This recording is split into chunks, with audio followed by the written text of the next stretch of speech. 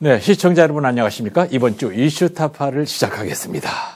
최근에 울산 시내버스 노선 개편을 놓고 우리가 예상했던 것보다 훨씬 많이 말이 좀 나오는 바람에 다른 문제에 관심을 못 가졌는데 오늘 얘기할 이것도 큰 얘기거리가 된단 말이죠. 북울산역 환승센터가 문을 열었습니다. 이걸 계기로 울산의 도심 속에 자리 잡고 있는 고속버스 터미널과 그리고 시외버스 터미널의 변화가 필요하다는 목소리가 높아가고 있습니다. 국제정원 박람회도 앞두고 있고 관광객 유치에도 힘을 쏟고 있는 상황에서 철도의 다양한 노선 개통과 도로 여건의 입체와 같은 여러 가지 변수가 많은 상황인데도 불구하고 울산의 시외버스, 고속버스 터미널은 한 30년 전 수준? 그 수준에서 어쩌다가 한 번씩 이제 아니면 말고식으로 얘기가 나오다 말고 그러면서 한 발짝도 나가지 못하고 있단 말입니다. 그래서 오늘 이슈타파는 이 문제, 울산 터미널 문제를 울산매일 김지영 이사와 파헤쳐 보겠습니다. 김 이사님 안녕하십니까? 네. 자, 수없이 우리가 얘기하는 바람에 귀에 익은 KTX 울산역 복합 환승센터와 조금 헷갈릴 수가 있는데 오늘 얘기는 그거 아니에요. 우리가 좀 관심을 못 가졌는데 북울산역 환승센터가 문을 열었네요. 예, 오늘 얘기할 부분은 이제 북울산역 환승센터. 예. 이제 KTX 울산역 앞에 롯데가 하려고 하는 그 환승센터. 예. 이거는 좀 다른 부분인데요. 네. 사실은 이제 울산의 북부권의 교통을 담당하는 환승센터입니다. 네. 그러니까 이 북울산역의 규모나 환승센터 모두가 사실은 굉장히 만족스럽지 못한 상황이거든요. 좀 예. 아쉬운 부분이 되게 많습니다. 그래도 네. 일단 문을 열었습니다. 예. 북울산역 환승센터는 울산시 북구가 해오름 동맹의 한 중심축으로서의 북울산역 이거를 좀 키워보겠다 이런 구상을 가지고 동남권 교통 허브로 발돋움시키기 위해서 야심차게 준비했던 시설입니다. 그런 그림을 그렸는데 사실은 그 규모 자체가 너무 좀 작다 보니까 앞으로 이 확대되는 거에 따라서 조금씩 더 모양을 달리해야 된다 이런 이야기를 지금 많이 하고 있고요. 교통 수요 앞으로 늘어나는 교통 수요를 감당할 수 있을 정도로 점점 키워가야 된다. 지금 상태로는 좀 우려스럽다. 이런 이야기를 합니다. 예. 이제 전인시장 때 대담 방송했던 걸 기억하는데 북울산역 환승센터가 다 되면은 그 지역은 뽕나무 밭이 바다가 되듯 확 바뀔 거라면서 들떠있던 그런 모습을 생각을 한단 말이죠. 이제 그 정도는 지금 아니란 말이에요. 그런데 이제 거기에 잠깐만 제가 덧붙여서 얘기하면 창평동, 앞에 창평동 일대하고 그린벨트를 풀고 역세권을 개발하고 이렇게 하면은 아마 방금 앵커님 말씀하신 대로 앞으로 한 10년쯤 지나면 어떻게 바뀔지 모르겠죠. 근데 거기에 대한 좀 투자가 필요합니다. 자, 그 지역을 지나면서 보긴 봤는데 북울산 역사 옆에 이전에 없던 거대한 보행 육교가 보이는데 그 시설이 모두 환승센터에 들어가 있는 건가요? 그렇습니다. 이 북울산역 자체를 오토밸리로 위에다가 지었거든요. 그러니까 본래 오토밸리로 밑에다가 지었으면 훨씬 더 역의 규모나 역세권이 발달했을 건데 그 위에다 짓다 보니까 큰 도로가 지나가는 걸 넘어갈 수밖에 없거든요. 그러니까 이 육교 시설이 필요했고요. 그뿐만이 아니고 이제 오토밸리를 건널 수 있게 설계된 보행육교도 있고 그리고 이제 이 보행육교에 따른 여러 가지 시설들도 마련해놨습니다. 그럼 첨단 엘리베이터도 해놨고 양끝단에 한 개씩 엘리베이터 설치해가지고 교통약자를 위한 시설도 되어 있고 또 계단에도 자전거를 타고 갈 수 있도록도 해놨고 뭐 여러 가지 해놨습니다. 또 양육교 하단에는 환승 대기실도 있고 또 이제 사람이 들어오면 자동으로 켜지는 센서 등 여러 가지 다 해놨습니다. 그리고 스마트 승강장 해가지고 지금 이번에 시내버스 개편하면서 북울산역을 중심으로 한 대중교통망도 갖췄거든요. 그래서 마을버스, 지선버스, 노선버스까지 전부 다 해가지고 환승대기소 색깔도 바꿨습니다. 파란색, 뭐 여러 가지 색깔, 흰색 이렇게 구분을 해가지고 사람들이 쉽게 알아볼 수 있도록 그렇게 다 설치는 해놓았습니다. 김지영 이사 이런 점을 제가 참 좋아하는데 지나칠 정도로 아주 자상하게 설명을 하신단 말이죠. 저는 이제 그 지역에서 한 시절 살았기 때문에 지금 말씀하신 그림이 머릿속에 그려지는데 오토밸리로다 이런 거 말이죠.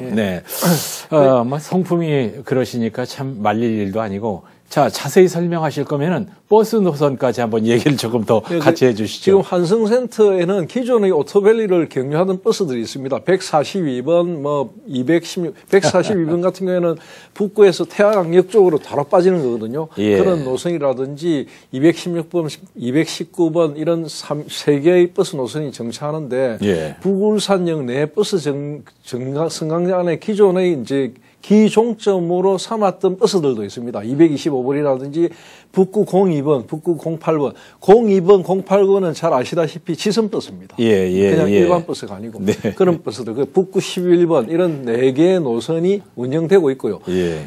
울산시에서는 이런 버스들을 얼마나 이용하는지 시민들이 그걸 쭉 한 6개월 동안 관찰합니다. 지금도 열심히 관찰하고 있고 그런 걸 관찰해가지고 이용객 추이를 바탕으로 해서 예. 정차라든지 감차라든지 이런 걸 결정할 거라고 합니다. 예. 그리고 이 한성센터의 핵심은 뭐냐면 역시 북울산역으로 직통하는 짐 출입로. 지금 버스들이 지나가는 버스들이 다니기가 상당히 어렵습니다. 바로 옆에는 박상진 호수공원이거든요. 예. 박상진 호수공원으로 돌아서 버스가 들어가가지고 다시 회차에 나오고 이런 복잡한 구조가 되어 있거든요. 예. 진출입로가 되어 있어가지고 시내버스라든지 지선버스가 다니기 상당히 불편했습니다. 예. 그래서 이제 그런 부분들이 오토밸리로 하부로 바로 내려가서 거기서 예를 들어 옆으로 해서 차가 정차하면 예. 보행육교를 건너고 이러면 훨씬 편리하거든요. 예. 그런 식으로 이제 시스템을 완전히 바꾸었습니다. 예. 그래서 다행이네요. 그런 부분들에 대해서는 굉장히 좀 나아졌다. 그리고 이제 일단은 그 오토밸리로라는 큰 장애물을 어떻게 극복할 것인가를 고민을 많이 했거든요. 예. 그런 고민의 흔적들을 현장에 가면 확인할 수 있습니다. 자, 지금은 이제 그렇습니다. 아직은 이제 상전 벽해까지는 조금 이르고 환승센터라고 하기에는 조금 부족한 점이 있어 보이지만은 조금 더 보강해 나간다고 하니까 시간이 완성해 줄 거라고 보고요. 자, 이런 시설이 환승의 기능을 제대로 하는 규모로 거점별로 만들어져야 된다. 이런 얘기도 나오고 있습니다. 지금 오늘 우리가 이야기할 부분이 바로 이게 핵심인데요. 예. 환승센터라는 본래의 기능은 뭐냐면 그 환승센터 한 곳에서 철도, 네. 고속버스, 시외버스, 시내버스 이런 네. 것들을 다 한꺼번에 연결할 수 있는 그런 기능이거든요. 그렇죠. 그런 기능을 사실은 KTX 울산역이 생길 때 예. 그쪽에 하나를 원했고 또 이제 지금은 또 환경이 많이 바뀌어갖고 태화강 울산역에 또 그런 게 필요하다는 이야기가 나오고 예, 있고 예. 북부권과 서부권에도 하나가 필요하다 이런 이야기가 나오고 있거든요. 예. 그러니까 고속버스나 시외버스, 철도 이런 부분에 대한 보다 종합적인 진단, 미래지향적인 시설 보완 이런 걸 통해 가지고 만들어야 된다. 이런 지적이 나오고 있습니다. 예. 실제로 남구 삼산당에 위치한 시외 고속버스 터미널 같은 경우에는 이용객이 정말 엄청나게 줄었습니다. 예. 과거에 비하면 거의 지금 가보면 썰렁합니다.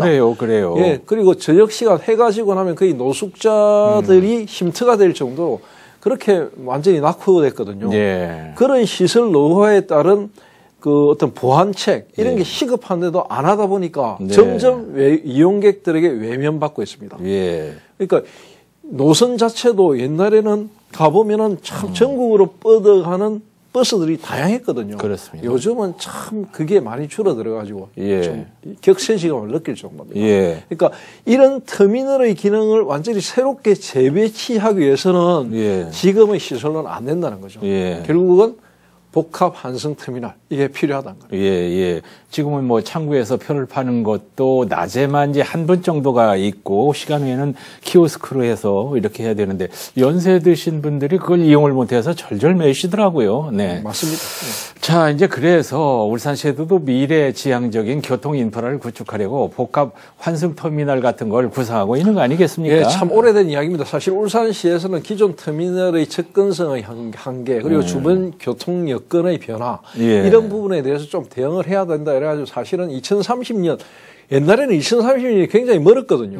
근데 지금 코앞입니다. 예, 5년 예. 있으면 2030년이거든요. 네네. 2030년에는 이걸 만들어야 되겠다는 구상을 많이 했거든요. 그런데 계획만 세우다가 포기하고 포기한 게 한두 번이 아닙니다. 예. 새로운 복합 환승 터미널을 만들어야 된다. 예. 만드는 것은 그냥 만들어서는 안 되고 버스뿐만이 아니라 도시철도, 택시 다양한 것들을 한 곳에서 포괄할 수 있고 앞으로는 트램 예. 그리고 태화강역에서 저 마산, 목포, 또 전주, 가덕도 이렇게 나가는 많은 노선들이 생길 거니까 그런 것들을 다 한꺼번에 담을 수 있는 기능을 가진 거. 이거 필요하다. 이런 목소리가 사실 나오고 있습니다. 예. 이제 실제로 이제 이런 계획들이 구체적으로 만들어지고 있는지 세우고는 있는 것 같은데 만들어지고 있는지 이게 궁금해요. 있습니다. 근데 이게 여러 가지 고려를 많이 하고 있는데 이걸 발표하거나 드러내기는 쉽지 않거든요. 이 드러내는 것 자체는 어느 정도 만들어지고 나서 드러내는 거지 쉽게 드러낼 수는 없는데 사실은 제가 알기로 울산시에서 이런 복합 환승터미널이라든지 시외버스, 시내버스, 고속버스 터미널을 이전하는 문제에 대해서 오래전부터 많은 연구를 해왔습니다. 해왔는데 그 안을 구체적으로 실행하는 단계까지는 못 갔던 점이 있습니다. 한 가지 중요한 건 최근에 특히 올해 들어서 이 여러 가지 구상들이 많이 변했다는 거죠.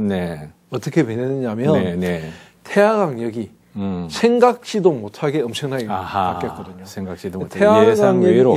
예상외로 지난해 연말에 이제 KTX 이염 개통이 되고 올 초에 동해선이 개통이 되고 앞으로 연말이 되거나 이래 되면은 객차가 열차 편이 정편이 되고 자꾸 바뀌니까 지금 당장 2달 정도 지났을 때의 통계를 잡아보니까 승객 수가 한 3,300명 정도 늘었거든요. 그러니까 지금 동해선의 여러 역들이 있습니다. 강릉부터 해서 부전역까지 있는데 이 중에서 부전역과 울산 태화강역이 제일 승객이 많이 늘었습니다.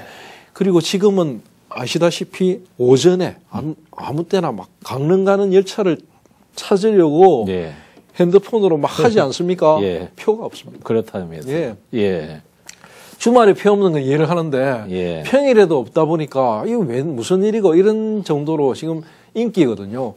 그런 걸 감안한다면 이 지금 태화강역을 복합 환승센터로 만들어야 되는데 그냥은 만들어서는 안 된다. 이런 지적 때문에 시에서도 고민을 많이 하는 것으로 알고 있고요.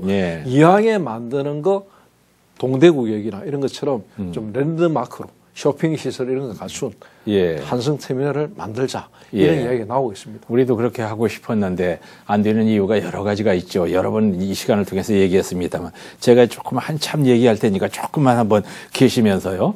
한 40년쯤에는 중구 우정동에 시외버스 터미널이 있었고요. 남구 태화 로타리 부근에 고속버스 한 2대 정도 주차할 수 있는 규모의 터미널이 따로따로 있다가 지금의 삼산터미널로 옮겼는데 울산이 빠른 속도로 발전하면서 이 터미널도 외곽으로 옮겨가야 한다는 얘기는 오래전부터 나온 얘기입니다.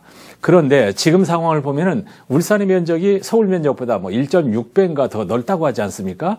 대구보다도 크고 그러다 보니까 동대구의 복합 터미널처럼 한 곳으로 모아놓기가 좀 어려운 것 같아요. 그래서 얘기인데요. 부울산역 복합 환승 터미널과 함께 터미널이 다른 지역에도 또 필요하지 않은가? 당연합니다. 당연한 겁니까? 당연합니다. 맞습니까? 왜냐하면 새로운 터미널은 도시 규모의 팽창이나 생활권을 고려해야 됩니다. 고려해야 되고 제가 말씀드린 태화강역의 변화로 인한 태화강역 쪽의 어떤 복합 환승 터미널 이런 것을 하나 거점으로 두면서 북부권의 북울산역을 중심으로 한 복합 환승 터미널 그리고 서부권, 서부권은 언양권이거든요. 지금 언양에 있는 울산역과 언양권의 어떤 서부권의 복합 환승 터미널 이 세 개가 유기적으로 연결돼야만 앞으로 철도, 고속버스, 시외버스 이런 것들이 트램 이런 것들이 한꺼번에 잘 돌아갈 수 있는 그런 기능을 할 수 있을 것입니다. 그 이제 우리가 이제 울산도 동대구역처럼 그렇게 만들면 되겠구나 생각했다가 울산이 너무나 넓은 곳이 되다 보니까 동대구하고는 좀 다르겠구나 하는 생각을 하게 되는 거. 맞습니다. 대구도 지금 고민이 뭐냐면 대구가 자꾸 도시가 확장됐거든요. 확장돼가지고 동대구역이 한계가 왔거든요. 동대구역으로는 안 된다. 벌써 그런가요? 동대구역은 한쪽에 치우쳐 있단 말입니다. 북대구라든지 지금 이쪽 서대구라든지 이쪽에 도시 규모가 크다 보니까 그런 교통수에 대해서 지금 고민을 하고 있는 상황입니다. 그런 것처럼 울산시 같은 경우에도 울산은 방금 말씀하신 서울보다 1.6배, 1.7배의 정도의 크기거든요. 거기에다가 생활권역이 도심에 집중되어 있고 네. 외곽은 정말로 사람들이 많이 살지 않거든요. 그렇지만 지금은 북구가 도심이 굉장히 확장되어 가지고 울산에서 유일하게 인구가 늘어나고 있거든요. 이 북부권은 특히 울산시가 신경 쓰는 게 뭐냐면 해오름권이거든요. 그겁니다. 그래서 그쪽에 굉장히 신경을 쓰고 있고요. 그쪽을 거점으로 하는 어떤 환승터미널, 그리고 언양권, 서부 경남 나가는 거, 이쪽의 환승터미널, 이 세 개를 같이 연계하는 거. 이거 지금 구상을 하고 있고 아마 조만간 이 어떤 형태의 그 안이 나올 것으로 저는 알고 있습니다. 꿈 같은 얘기입니다만 꿈 같은 얘기가 아닐 수도 있고요. 해오름 동맹이 잘 되면은 북부가 더 또 중심이 될 수도 있단 말이죠. 예. 이제 우리가 어느 정도 예상을 했지만 이렇게까지 빠른 변화가 생길 줄은 참 예상을 못했다는 얘기인데 동해선하고 이음열차가 개통되면서 태화강역의 위상이 표를 못 구할 정도로 놀라울 정도인데 이 터미널 문제도 덩달아 방향을 틀어야 한다 그런 말이에요. 그렇죠. 이야기를 조금 더 나가보면은 지금 한 승객이 자꾸 늘어나고 있는데 두 달 해보니까 벌써 3,000명 이상 늘었고 동해선 중에서도 제일 혼잡한 역이 되어가고 있는데 열차가 그만큼 이용하는 사람들이 많아지는데도 불구하고 철도를 이용하는 사람들에 대한 서비스는 쫙 바닥이거든요. 그러니까 이런 부분들은 개선돼야 하고요. 특히 이제 열차의 어떤 열차편이 자꾸 늘어날 것이고 지금 KTX도 지금 이음의 열차를 쓰고 있는데 그게 이제 이음 열차가 점점 정편이 될 거거든요. 동해선은 지금 KTX가 안 들어오고 있거든요. KTX가 안 들어오는데 KTX급이 들어올 거란 말입니다. 그렇죠. 그렇게 된 것을 보면은 더 많은 사람들이 태화강역을 이용할 게 거의 확실합니다. 그렇기 때문에 문제는 이런 변수가 고려되지 않았을 때는 사실은 터미널 북구권, 서부권, 언양권 이런 정도로 간단하게 생각했는데 간단한 정도의 터미널 정도만 생각했는데 이게 터미널을 넘어서는 어떤 환승센터의 기능, 복합 터미널의 기능 이런 걸 가미해야 된다는 이야기가 지금 많이 나오고 있는 상황이고 그런 상황이 지금 가시화되고 있는 상황입니다. 지금 이런 얘기는 뭐 나쁜 상황이 아니고 우리가 즐거운 비명을 이제 지르고 있는 그런 상황인데, 동대구나 다른 도시를 보면은 역과 터미널, 뭐 쇼핑몰 이런 것이 이제 연계가 돼 있는데 울산도 당초 계획을 그렇게 세웠지만 뜻대로 안 돼서 이제 그게 문제인데 우리가 방향을 또 틀어야 된다는 얘기고, 이게 참 진짜 어려운 문제인 것 같아요. 그렇죠. 이 당초 울산시에서는 KTX 울산역에다가 복합 환승 터미널을 계획을 했는데 사실은 그걸 주최했던 그 추진을 했던 재벌 그룹이 롯데가 사실은 사업성을 핑계 삼았고 자꾸만 미루다가 10년 정도 미루다가 이제 거의 허지부지된 상태거든요. 그런 상태이기 때문에 어떤 명분으로든지 빠져나가려고 하고 있거든요. 그거는 기업의 입장에서는 또 한편으로 이해가 되지만 울산 시민들의 입장에서는 굉장히 괘씸한 부분이거든요. 그래서 이런 부분들과 함께 또 롯데는 어떤 회사입니까? 삼산의 시외버스, 고속버스를 갖고 있는 롯데 쇼핑이 그 부지를 다 소유하고 있거든요. 그런 롯데이기 때문에 이 두 개의 그림을 가지고 잘만 이용한다면 롯데로부터 많은 투자를 이끌어낼 수 있을 것이다 하는 이야기도 있습니다. 그렇습니까? 그래서 좀 더 우리가 이 문제를 좀 거시적으로 좀 미래를 지향적으로 보면서 이걸 추진해 나가는 게 맞고요. 단순하게 왜 안 하냐?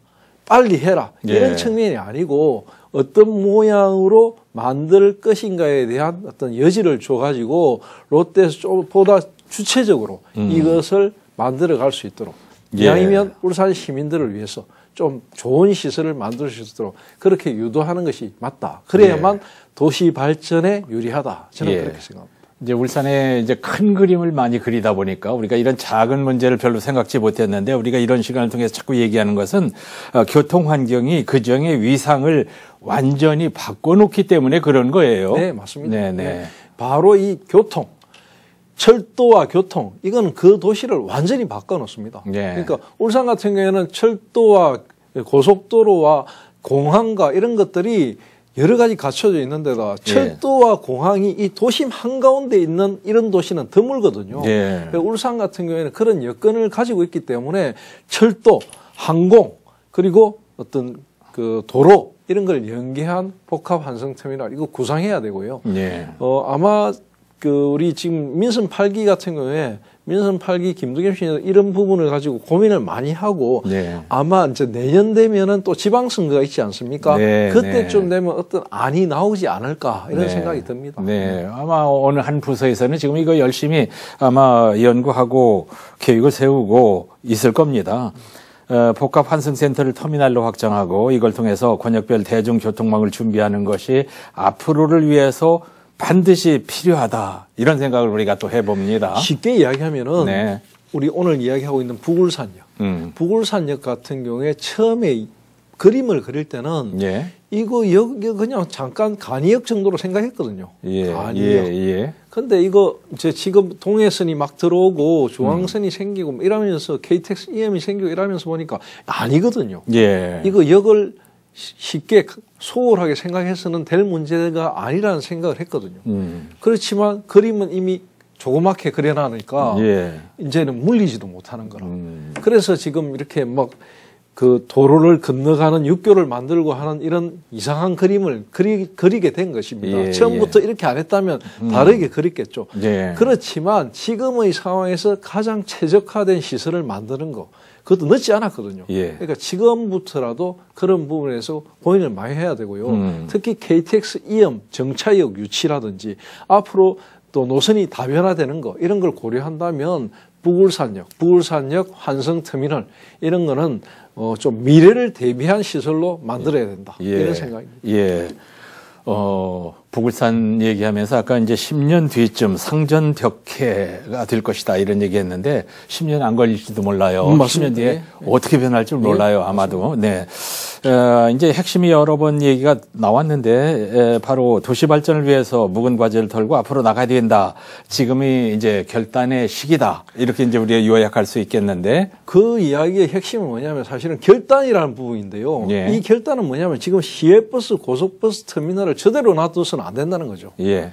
안 될 때가 됐거든요. 예. 이제는 결단을 해야 될 때입니다. 벌써 했어야죠. 예, 네. 했어야 되는데 지금까지 못했던 거는 바로 특혜 때문입니다. 예. 예. 한 재벌그룹에 특혜를 준다. 이거 여론 때문에 못하는 거거든요. 그리고 특히 민선 시대이기 때문에 이 민선 시대는 시민의 여론하고 직결되기 때문에 이 쉽지 않은 결정이거든요. 예. 그래서 고민인데 그럼에도 불구하고 이제는 더 이상은 이대로 가서는 안 된다. 예. 이런 여론이 강하거든요. 예. 그래서 어떤 그 울산시에서 의지를 가지고 이 문제에 메스를 들이대야 되고 네.